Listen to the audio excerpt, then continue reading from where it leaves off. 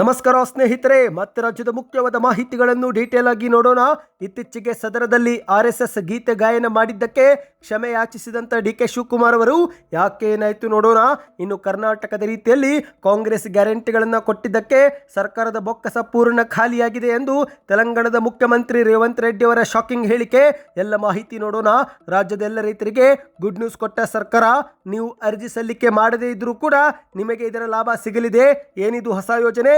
ಇನ್ನು ರಾಜ್ಯಾದ್ಯಂತ ಗೃಹಲಕ್ಷ್ಮಿಯರಿಗೆ ಮತ್ತೊಂದು ಭರ್ಜರಿ ಗುಡ್ ನ್ಯೂಸ್. 22ನೇ ಕಂತಿನ ಹಣ ಶೀಘ್ರವೇ ಬಿಡುಗಡೆ. ಸ್ವತಃ ಸಚಿವೆ ಲಕ್ಷ್ಮಿ ಹೆಬ್ಬಾಳ್ಕರ್ ಅವರ ಹೇಳಿಕೆ. ಎಲ್ಲ ಸುದ್ದಿ ನೋಡೋಣ. ಇನ್ನು ಮದ್ಯಪ್ರಿಯರಿಗೆ ಶಾಕಿಂಗ್ ಸುದ್ದಿ. ಗಣೇಶ ಹಬ್ಬದ ಹಿನ್ನೆಲೆಯಲ್ಲಿ 5 ದಿನಗಳ ಕಾಲ ಮದ್ಯ ಮಾರಾಟ ನಿಷೇಧ. ಯಾವ್ಯಾವ ದಿನದಂದು ಮದ್ಯ ಮಾರಾಟ ಇರೋದಿಲ್ಲ ಎಂಬುದನ್ನ ಡೀಟೇಲ್ ಆಗಿ ನೋಡೋಕ್ಕಿಂತ ಮೊದಲು ನೀವು ನಮ್ಮ ಚಾನಲ್ಗೆ ಮೊದಲು ಬಾರಿ ಭೇಟಿ ಕೊಡ್ತಾ ಇದ್ರೆ ದಯವಿಟ್ಟು ಸಬ್ಸ್ಕ್ರೈಬ್ ಆಗಿ. ಪಕ್ಕದಲ್ಲಿ ಒಂದು ಗಂಟೆ ಕಾಣಿಸುತ್ತೆ, ಅದು ಕೂಡ ಒತ್ತಿ. ಇದರಿಂದ ನಾವು ಹಾಕುವ ಮುಖ್ಯವಾದ ಮಾಹಿತಿಗಳು ನಿಮಗೆ ಸಿಗುತ್ತವೆ. ಸ್ನೇಹಿತರೆ, ವಿಡಿಯೋಗೆ ಲೈಕ್ ಮಾಡಿ ಮತ್ತು ಕಮೆಂಟ್ ಪಕ್ಕದಲ್ಲೇ ಹೈಪ್ ಎಂಬ ಒಂದು ಆಪ್ಷನ್ ಬಂದಿದೆ. ಪ್ರತಿಯೊಬ್ಬರು ವಿಡಿಯೋಗೆ ಹೈಪ್ ಮಾಡಿ. ಇದರಿಂದ ನಮ್ಮ ವಿಡಿಯೋಗಳು ಹೆಚ್ಚಿನ ಜನರಿಗೆ ತಲುಪಲು ಸಹಾಯಕವಾಗುತ್ತೆ. ಮತ್ತು ವಿಡಿಯೋಗೆ ಲೈಕ್ ಮಾಡ್ತಾ ವಿಡಿಯೋನ ಕೊನೆವರೆಗೂ ನೋಡಿ. ಬನ್ನಿ ಸ್ನೇಹಿತರೆ, ಎಲ್ಲ ಮುಖ್ಯವಾದ ಮಾಹಿತಿಗಳನ್ನು ಡೀಟೇಲ್ ಆಗಿ ನೋಡೋಣ. ಇತ್ತೀಚೆಗೆ ಉಪಮುಖ್ಯಮಂತ್ರಿ DK ಶಿವಕುಮಾರ್ ಅವರು ಅಧಿವೇಶನದ ಸಂದರ್ಭದಲ್ಲಿ ಸದನದಲ್ಲಿ RSSನ ರಾಷ್ಟ್ರಗೀತೆ ಹಾಡಿ ರಾಜ್ಯಾದ್ಯಂತ ಭಾರಿ ಸುದ್ದಿಯನ್ನ ಮಾಡಿದ್ರು. ಹೌದು ಸ್ನೇಹಿತರೆ, ಇದೀಗ ಸ್ವತಃ DK ಶಿವಕುಮಾರ್ ಅವರು ತಮ್ಮ ಒಂದು ಹೇಳಿಕೆ ಬಗ್ಗೆ ಸಾರ್ವಜನಿಕವಾಗಿ ಕ್ಷಮೆ ಯಾಚಿಸಿದ್ದಾರೆ. ಮಂಗಳವಾರ ಈ ಕುರಿತಂತೆ ಸುದ್ದಿಗೋಷ್ಠಿ ಉದ್ದೇಶಿಸಿ ಮಾಧ್ಯಮಗಳ ಮುಂದೆ ಮಾತನಾಡಿದಂತೆ ಇವರು, ಕಾಂಗ್ರೆಸ್ ಕುಟುಂಬಕ್ಕೆ ನನ್ನ ನಿಷ್ಠೆ ಅಚಲವಾದದ್ದು.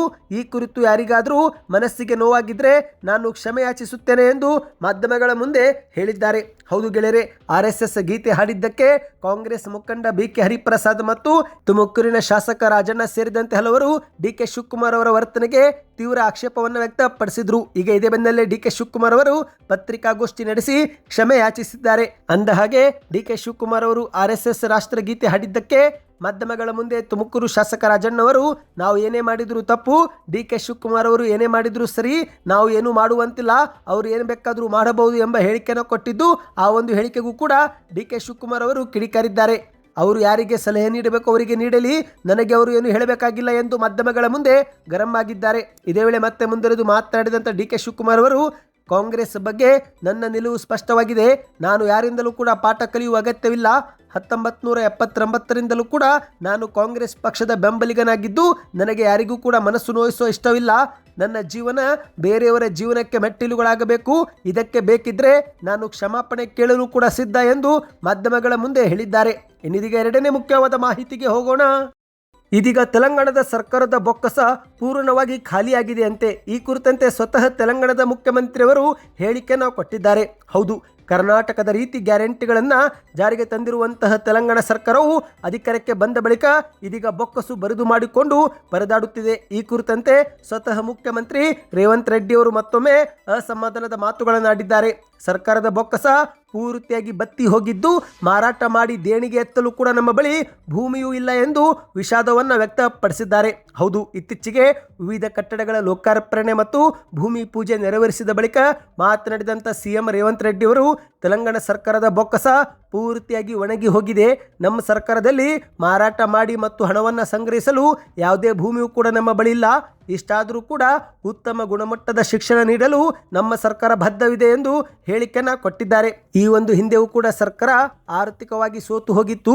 ಈಗ ಚುನಾವಣೆಯಲ್ಲಿ ಗೆದ್ದು ಅಧಿಕಾರಕ್ಕೆ ವಹಿಸಿಕೊಂಡ ಬಳಿಕ ನನಗೆ ರಾಜ್ಯದ ಹಣಕಾಸಿನ ಸ್ಥಿತಿಗತಿ ಬಗ್ಗೆ ಈಗ ನಿಜವಾದ ತಿಳುವಳಿಕೆ ಬಂದಿದೆ. ನಾವೇ ಘೋಷಣೆ ಮಾಡಿದ್ದಂಥ ಗ್ಯಾರಂಟಿಗೆ ಹಣ ನೀಡಲು ಕೂಡ ನಮ್ಮ ಬಳಿ ದುಡ್ಡಿಲ್ಲ. ಗ್ಯಾರಂಟಿ ಬಗ್ಗೆ ದೇಶಾದ್ಯಂತ ಚರ್ಚೆ ಆಗಬೇಕು ಅಂತ ಅವರು ಹೇಳಿದರು. ಆದರೆ ಕೇಂದ್ರ ಸರ್ಕಾರದ ಬಳಿ ಹಣ ಕೇಳಲು ಹೋದರೂ ಕೂಡ ಅಲ್ಲಿ ನಮಗೆ ಯಾರೂ ಬಂದಾಗ ಬಾಗಿಲವೇ ತೆರಲಿಲ್ಲ ಎಂದು ಅಸಮಾಧಾನದ ಮಾತುಗಳನ್ನಾಡಿದ್ದಾರೆ. ಹೌದು ಗೆಳೆಯರೆ, ಕರ್ನಾಟಕದ ರೀತಿಯಲ್ಲಿ ತೆಲಂಗಾಣದಲ್ಲೂ ಕೂಡ ಕಾಂಗ್ರೆಸ್ಸು ಗ್ಯಾರಂಟಿಗಳನ್ನು ಘೋಷಣೆ ಮಾಡಿ ಅಧಿಕಾರಕ್ಕೆ ಬಂದಿದೆ. ಅಲ್ಲಿಯೂ ಕೂಡ ಮಹಿಳೆಯರಿಗೆ ತಿಂಗಳಿಗೆ 2,500 ಉಚಿತ ಬಸ್ ಯೋಜನೆ, 500 ರೂಪಾಯಿಗೆ ಸಿಲಿಂಡರ್, ರೈತರು ಮತ್ತು ಹಿಡುವಳಿದಾರರಿಗೆ ಎಕರೆಗೆ 15,000 ರೂಪಾಯಿ ನೆರವು, ಕೃಷಿ ಕಾರ್ಮಿಕರಿಗೆ 12,000 ರೂಪಾಯಿ ನೆರವು, ವಸತಿ ರಹಿತರಿಗೆ ನಿವೇಶನ ವ್ಯವಸ್ಥೆ, ಮನೆ ನಿರ್ಮಾಣಕ್ಕೆ 5 ಲಕ್ಷ ರೂಪಾಯಿ, ಪ್ರತಿ ಕುಟುಂಬಕ್ಕೆ 200 ಯೂನಿಟ್ ಉಚಿತ ವಿದ್ಯುತ್, ವಿದ್ಯಾರ್ಥಿಗಳಿಗೆ 5 ಲಕ್ಷ ರೂಪಾಯಿ ಶಿಕ್ಷಣ ಭರವಸೆ ಸೇರಿದಂತೆ ಹಲವು ಗ್ಯಾರಂಟಿಗಳನ್ನು ಘೋಷಣೆ ಮಾಡಿದ್ದಾರೆ. ಆದರೆ ಇದೀಗ ಘೋಷಣೆ ಮಾಡಿರುವ ಗ್ಯಾರಂಟಿಯನ್ನು ಸರಿದೂಗಿಸಲು ಕೂಡ ನಮ್ಮ ಬಳಿ ಹಣವಿಲ್ಲ ಎಂದು ಸ್ವತಃ ಅಲ್ಲಿನ ಮುಖ್ಯಮಂತ್ರಿ ರೇವಂತ್ ರೆಡ್ಡಿ ಅವರು ಮತ್ತೊಮ್ಮೆ ಅಸಮಾಧಾನದ ಮಾತುಗಳನ್ನಾಡಿದ್ದಾರೆ. ಇನ್ನಿದೀಗ ಮತ್ತೊಂದು ಮುಖ್ಯವಾದ ಮಾಹಿತಿಗೆ ಹೋಗೋಣ. ನೀವು ಕೂಡ ರೈತರಾಗಿದ್ದರೆ ಕಮೆಂಟ್ನಲ್ಲಿ ರೈತ ಎಂದು ಕಮೆಂಟ್ ಮಾಡಿ. ಏಕೆಂದರೆ ಎಲ್ಲ ರೈತರಿಗೆ ಒಂದು ಗುಡ್ ನ್ಯೂಸ್ ಬಂದಿದೆ. ಹೌದು, ಅರ್ಜಿ ಸಲ್ಲಿಕೆ ಮಾಡದೆ ಹೋದರೂ ನಿಮಗೆ ಇದರ ಲಾಭ ಸಿಗಲಿದೆ. ಹೌದು ಸ್ನೇಹಿತರೆ, ಶೀಘ್ರವೇ ಎಲ್ಲ ತಾಲೂಕುಗಳಲ್ಲಿಯೂ ಅಭಿಯಾನ ಮಾದರಿಯಲ್ಲಿ ಪೌತಿ ಖಾತೆ ಮಾಡಿಕೊಡಬೇಕು ಎಂದು ಕಂದಾಯ ಸಚಿವರಾಗಿರುವ ಕೃಷ್ಣ ಬೈರೇಗೌಡವರು ವಿಡಿಯೋ ಕಾನ್ಫರೆನ್ಸ್ ಮೂಲಕ ಎಲ್ಲ ತಹಶೀಲ್ದಾರ್ಗಳ ಜೊತೆಗೆ ಪ್ರಗತಿ ಪರಿಶೀಲನಾ ಸಭೆ ಮಾಡಿ ಸೂಚನೆ ಕೊಟ್ಟಿದ್ದಾರೆ. ಕರ್ನಾಟಕದಲ್ಲಿ ಸುಮಾರು 52 ಲಕ್ಷ ಜಮೀನುಗಳು ಈಗಲೂ ಕೂಡ ಮೃತರ ಹೆಸರಲ್ಲಿದ್ದು, ಈ ಪೈಕಿ ಪೌತಿ ಖಾತೆ ಆಂದೋಲನ ಮೂಲಕ ನಾವು 3.5 ಲಕ್ಷ ಪ್ರಕರಣಗಳಲ್ಲಿ ಮೃತರ ಹೆಸರಿನಿಂದ ಅವರ ವಾರಸುದಾರರಿಗೆ ಜಮೀನು ವರ್ಗಾವಣೆ ಮಾಡಿದ್ದೇವೆ. ಆದರೂ ಕೂಡ ಈ ಕಾರ್ಯ ನಮಗೆ ತೃಪ್ತಿಕರವಾಗಿಲ್ಲ ಎಂದು ಸಭೆಯಲ್ಲಿ ಮಾತನಾಡಿದ್ದಾರೆ. ಮೃತರ ಹೆಸರಲ್ಲಿರುವ ಜಮೀನುಗಳಿಗೆ ಕೇಂದ್ರದ ಸರ್ಕಾರ PM ಕಿಸಾನ್ ಸಮ್ಮಾನ್ ನಿಧಿ ಯೋಜನೆ ಹಣ ಕೊಡಬಾರದು ಎಂದು ಆದೇಶ ಹೊರಡಿಸಿದೆ. ನೀರಾವರಿ ಸೇರಿದಂತೆ ಯಂತ್ರೋಪಕರಣ ಖರೀದಿ ಸಬ್ಸಿಡಿಯೂ ಕೂಡ ನೀಡಬಾರದು ಎಂದು ಕೇಂದ್ರ ಸರ್ಕಾರ ಆದೇಶ ಹೊರಡಿಸಿದೆ. ಹಾಗಾಗಿ ರೈತರು ತೊಂದರೆ ಎದುರಿಸುತ್ತಿದ್ದು ಕೂಡಲೇ ಈ ಒಂದು ತೊಂದರೆಯನ್ನು ಸರಿಪಡಿಸಬೇಕು ಎಂದು ಕಂದಾಯ ಸಚಿವರು ಹೇಳಿದ್ದಾರೆ. ಜನರಿಂದ ಅರ್ಜಿ ಬರದೆ ಹೋದರೂ ಕೂಡ ನೀವೇ ಸ್ವತಃ ರೈತರ ಮನೆ ಬಾಗಿಲಿಗೆ ಹೋಗಿ ಅಭಿಯಾನದಲ್ಲಿ ಪಾಲ್ಗೊಂಡು ಪೌತಿ ಖಾತೆ ಮಾಡಿಕೊಡಬೇಕು. ಮುಂದಿನ ದಿನಗಳಲ್ಲಿ ಈ ಒಂದು ಅಭಿಯಾನಕ್ಕೆ ಮತ್ತಷ್ಟು ವೇಗ ನೀಡಬೇಕು ಎಂದು ವಿಡಿಯೋ ಕಾನ್ಫರೆನ್ಸ್ ಮೂಲಕ ಸೂಚನೆ ಕೊಟ್ಟಿದ್ದಾರೆ. ಹೌದು ಗೆಳೆಯರೆ, ಅರ್ಜಿ ಸಲ್ಲಿಕೆ ಮಾಡದೆ ಹೋದರೂ ಕೂಡ ಶೀಘ್ರವೇ ಮೃತರ ಹೆಸರಲ್ಲಿರುವ ಜಮೀನುಗಳು ವಾರಸುದಾರರಿಗೆ ವರ್ಗಾವಣೆ ಆಗಲಿದೆ ಎಂದು ಹೇಳಲಾಗಿದೆ. ಈ ಬಗ್ಗೆ ರೈತರು ಕಚೇರಿಗಳಿಗೂ ಕೂಡ ಅಲೆದಾಡಬೇಕಾಗಿಲ್ಲ. ಇದಕ್ಕೆ ನಿಮ್ಮ ಅನಿಸಿಕೆಯನ್ನು ನೀವು ಕಮೆಂಟ್ ಮಾಡಿ. ಇನ್ನಿದೀಗ ಮತ್ತೊಂದು ಮುಖ್ಯವಾದ ಮಾಹಿತಿಗೆ ಹೋಗೋಣ.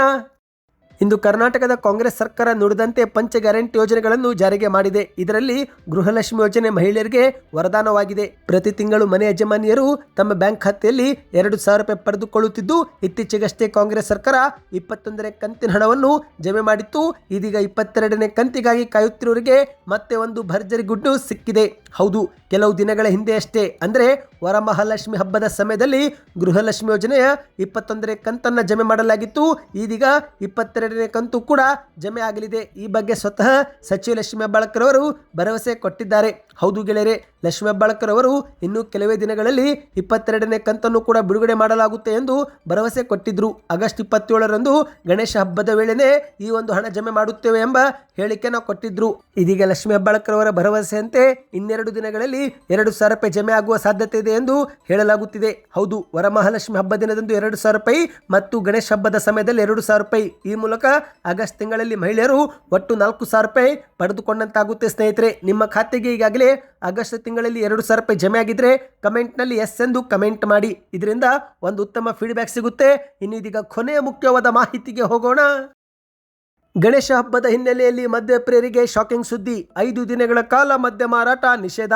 ಹೌದು, ದೇಶಾದ್ಯಂತ ಎಲ್ಲೆಲ್ಲೂ ಗೌರಿ ಗಣೇಶ ಹಬ್ಬದ ಸಂಭ್ರಮ ಸಡಗರ ಮನೆ ಮಾಡಿದ್ದು, ಅದರಲ್ಲಿಯೂ ಕರ್ನಾಟಕದ ಗಡಿ ಜಿಲ್ಲೆ ಆಗಿರುವ ಬೆಳಗಾವಿ ಜಿಲ್ಲೆಯಲ್ಲಿ ಗಣೇಶ ಹಬ್ಬಕ್ಕೆ ಭರ್ಜರಿ ತಯಾರಿ ನಡೀತಾ ಇದೆ.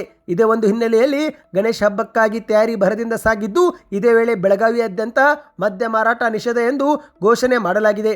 ಹೌದು, ಕಾನೂನು ಸುವ್ಯವಸ್ಥೆ ಕಾಪಾಡುವ ದೃಷ್ಟಿಯಿಂದ ಬೆಳಗಾವಿಯ ಕಮಿಷನರೇಟ್ ವ್ಯಾಪ್ತಿ ಬೆಳಗಾವಿಯ ತಾಲೂಕಿನಾದ್ಯಂತ ಮದ್ಯ ಮಾರಾಟ ನಿಷೇಧ ಎಂದು ಹೇಳಲಾಗಿದೆ. ಆಗಸ್ಟ್ 27ರಿಂದ ಸೆಪ್ಟೆಂಬರ್ 6ರವರೆಗೆ 11 ದಿನಗಳ ಕಾಲ ಗಣೇಶ ಉತ್ಸವ ನಡೆಯಲಿದ್ದು, ಹಾಗಾಗಿ ಯಾವುದೇ ಅಹಿತಕರ ಘಟನೆ ನಡೆಯದಂತೆ ಶಾಂತಿ ಮತ್ತು ಸುವ್ಯವಸ್ಥೆ ಕಾಪಾಡುವ ಹಿತದೃಷ್ಟಿಯಿಂದ ಮುಂಜಾಗೃತಾ ಕ್ರಮವಾಗಿ ಆಗಸ್ಟ್ 28 ಬೆಳಿಗ್ಗೆ 6 ಗಂಟೆಯಿಂದಲೇ ಮದ್ಯ ಮಾರಾಟ ನಿಷೇಧ ಎಂದು ಹೇಳಲಾಗಿದೆ. ಅಂದ ಹಾಗೆ ಸ್ನೇಹಿತರೆ, ಕೇವಲ ಬೆಳಗಾವಿ ಮಾತ್ರವಲ್ಲ, ಇಡೀ ಕರ್ನಾಟಕದ ಎಲ್ಲ ಜಿಲ್ಲೆಗಳಲ್ಲಿ ವಿಸರ್ಜನೆ ವೇಳೆ ಕಾಲಕಾಲಕ್ಕೆ ಮದ್ಯ ಮಾರಾಟ ನಿಷೇಧ ಹೇರಲಾಗುತ್ತೆ. ಹೌದು, ಸೆಪ್ಟೆಂಬರ್ 6ರಂದು ಶ್ರೀ ಗಣೇಶನ ಮೂರ್ತಿಗಳ ವಿಸರ್ಜನೆ ಶುರುವಾಗಲಿದ್ದು, ಈ ಮೂಲಕ ಸೆಪ್ಟೆಂಬರ್ 5ರಂದು ಸಾಯಂಕಾಲ 6 ಗಂಟೆಯಿಂದಲೇ ಹಲವು ಜಾಗದಲ್ಲಿ ಬಾರ್ಗಳು ಬಂದಿರಲಿವೆ. ಅದೇ ರೀತಿ ಸೆಪ್ಟೆಂಬರ್ 8ರಂದು ಮತ್ತೊಮ್ಮೆ ಈ ಒಂದು ಮದ್ಯದ ಅಂಗಡಿ, ವೈನ್ ಶಾಪ್, ಬಾರ್ಗಳು ಬಂದಿರಲಿವೆ. ಒಟ್ಟಿನಲ್ಲಿ ಸ್ನೇಹಿತರೆ, 5ನೇ ದಿನ ವಿಸರ್ಜನೆ ವೇಳೆ, 7ನೇ ದಿನದ ವಿಸರ್ಜನೆ ವೇಳೆ, 9 ಮತ್ತು 11ನೇ ದಿನದ ವಿಸರ್ಜನೆ ವೇಳೆ ಈ ರೀತಿಯಲ್ಲಿ ದೊಡ್ಡ ದೊಡ್ಡ ಗಣಪತಿಗಳು ವಿಸರ್ಜನೆ ಆಗುತ್ತಿರುವ ಹೊತ್ತಲ್ಲಿ ಬಾರ್ಗಳು ಬಂದಿರಲಿದೆ ಎಂದು ಹೇಳಲಾಗಿದೆ. ಇದೊಂದು ಶಾಕಿಂಗ್ ಮಾಹಿತಿ ಆಗಿತ್ತು. ಈ ಎಲ್ಲ ಸುದ್ದಿಗಳು ಇಷ್ಟವೆನಿಸಿದರೆ ವಿಡಿಯೋಗೆ ಲೈಕ್ ಮಾಡಿ, ನಮ್ಮ ಚಾನಲ್ಗೆ ಸಬ್ಸ್ಕ್ರೈಬ್ ಮಾಡಿ. ಈ ಒಂದು ವಿಡಿಯೋ ಹೇಗೆ ಅನಿಸುತ್ತೆ ಎಂಬುದನ್ನು ಕಮೆಂಟ್ ಮಾಡಿ.